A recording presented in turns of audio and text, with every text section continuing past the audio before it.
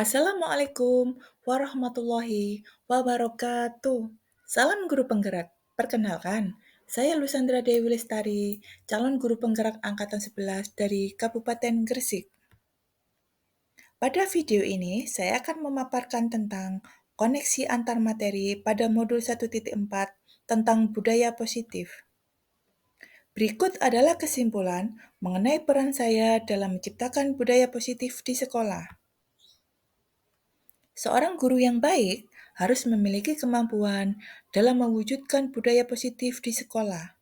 Budaya positif tersebut dapat dijalankan dengan menerapkan konsep-konsep inti seperti disiplin positif, motivasi perilaku manusia, posisi kontrol restitusi, keyakinan sekolah atau kelas, dan segitiga restitusi. Yang pertama, disiplin positif. Disiplin positif merupakan cara penerapan disiplin yang mengajarkan anak bertanggung jawab dan menumbuhkan kesadaran diri berdasarkan nilai-nilai kebajikan. Disiplin positif lebih ke arah disiplin diri yang dapat mengontrol diri dalam melakukan segala tindakan. Disiplin diri dapat membuat murid memahami dan menyadari berdasarkan motivasi internal, bukan akibat paksaan, pujian, ataupun hukuman. Yang kedua, guru harus memahami motivasi perilaku manusia. Terdapat 3 motivasi perilaku manusia: untuk menghindari ketidaknyamanan atau hukuman, untuk mendapatkan imbalan atau penghargaan dari orang lain, dan untuk menjadi orang yang mereka inginkan dan menghargai diri sendiri dengan nilai-nilai yang mereka percaya. Saat guru memahami ketiga motivasi perilaku manusia, maka guru dapat memilih motivasi perilaku apa yang ada pada diri murid. Ketika murid memiliki motivasi perilaku untuk menghindari ketidaknyamanan atau hukuman, dan untuk mendapatkan imbalan atau penghargaan, maka motivasi yang ada pada diri anak masih berasal dari eksternal, sehingga guru berupaya untuk dapat menumbuhkan motivasi internal dalam diri siswa, agar dapat memunculkan pribadi yang menghargai diri sendiri dengan nilai-nilai yang mereka percaya. Sebaiknya hindari hukuman dan pemberian penghargaan berlebihan agar meminimalisir motivasi eksternal dalam diri murid. Yang ketiga, posisi kontrol restitusi. Terdapat 5 posisi kontrol restitusi. 1. Guru sebagai penghukum. 2. Guru sebagai pembuat merasa bersalah. 3. Guru sebagai teman. 4. Guru sebagai pemantau. Dan 5. Guru sebagai manajer. Di antara kelima posisi kontrol guru tersebut, sebaiknya seorang guru menggunakan posisi kontrol manajer. Sebagai manajer, guru dapat berbuat sesuatu bersama murid, mempersilakan murid bertanggung jawab, dan mendukung murid agar menemukan solusi atas permasalahannya sendiri.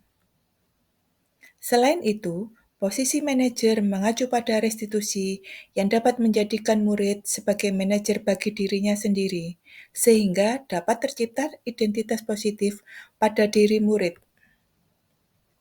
Yang keempat, pembuatan keyakinan sekolah atau kelas. Guru berperan dalam mewujudkan terbentuknya keyakinan sekolah atau kelas dengan adanya kesepakatan antara guru dan murid. Keyakinan sekolah atau kelas berupa pernyataan-pernyataan universal yang mudah diingat dan dipahami dan harus diterapkan di lingkungan sekolah. Yang kelima, penerapan segitiga restitusi dalam menyelesaikan masalah. Guru yang berperan sebagai manajer menggunakan segitiga restitusi dalam penyelesaian masalah. Tahapan dalam segitiga restitusi. Yang pertama, menstabilkan identitas. Yang kedua, validasi tindakan yang salah. Dan yang ketiga, menanyakan keyakinan. Tujuannya adalah menghasilkan murid yang mandiri dan bertanggung jawab.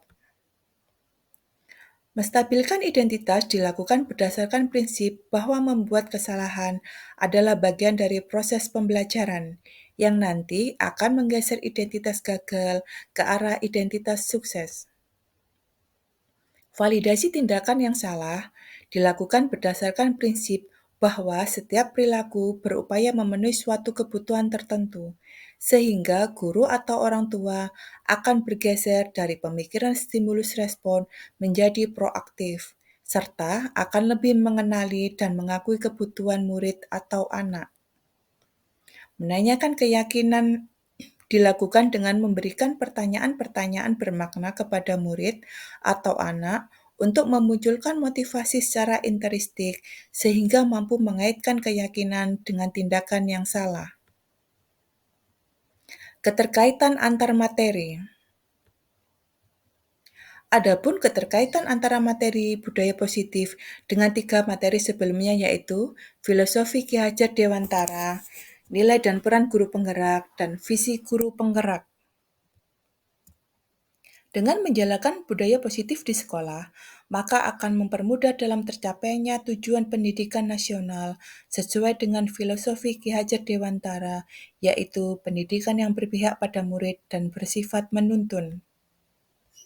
Budaya positif dapat terwujud jika seorang guru memiliki nilai guru penggerak di antaranya berpihak pada murid, mandiri, kolaboratif, dan inovatif. Selain itu, guru juga harus memiliki peran sebagai penggerak dalam membangun budaya positif di lingkungannya.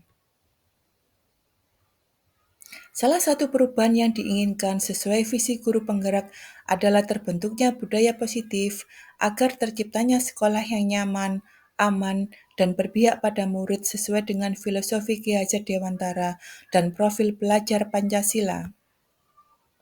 Sejauh mana pemahaman Anda tentang konsep-konsep inti yang telah Anda pelajari di modul ini? Apakah hal-hal yang menarik untuk Anda dan di luar dugaan? Saya setelah memahami konsep inti dari modul 1.4 budaya positif, pemahaman ini akan saya implikasikan dalam lingkungan sekolah, serta akan saya imbaskan kepada rekan guru lain. Adapun hal yang menarik bagi saya dan di luar dugaan adalah adanya keterkaitan langsung antara budaya positif dengan peningkatan kesejahteraan mental, emosional, dan perubahan sikap murid. Perubahan apa yang terjadi pada cara berpikir Anda dalam menciptakan budaya positif di kelas maupun di sekolah Anda setelah mempelajari modul ini? Adapun perubahan yang terjadi adalah saya menyadari bahwa posisi kontrol yang biasa saya lakukan dalam menangani masalah selama ini kurang tepat. Seharusnya saya berperan sebagai manajer yang menangani masalah menggunakan segitiga restitusi. Pengalaman seperti apakah yang pernah Anda alami terkait penerapan konsep-konsep inti dalam modul budaya positif baik di lingkungan kelas maupun sekolah Anda? Saya menangani siswa yang membuang sepatu temannya saat jam istirahat sekolah menggunakan langkah-langkah restitusi yaitu menstabilkan identitas, validasi tindakan yang salah, dan menanyakan keyakinan. Bagaimana perasaan Anda ketika mengalami hal-hal tersebut? Saya merasa senang karena dapat menerapkan segitiga restitusi dalam menangani sebuah persoalan dan menjadikan murid mampu belajar dari kesalahan yang telah diperbuat. Menurut Anda, terkait pengalaman dalam penerapan konsep-konsep tersebut, hal apa sajakah yang sudah baik? Adakah hal yang perlu diperbaiki? Hal yang sudah baik menurut saya adalah munculnya motivasi internal pada diri murid untuk melaksanakan budaya positif setelah mendapatkan pendampingan menggunakan segitiga restitusi. Dan yang harus diperbaiki adalah saya harus selalu memposisikan diri saya sebagai manajer dalam menangani persoalan. Sebelum mempelajari modul ini, ketika berinteraksi dengan murid berdasarkan 5 posisi kontrol, posisi manakah yang paling sering Anda pakai, dan bagaimana perasaan Anda saat itu?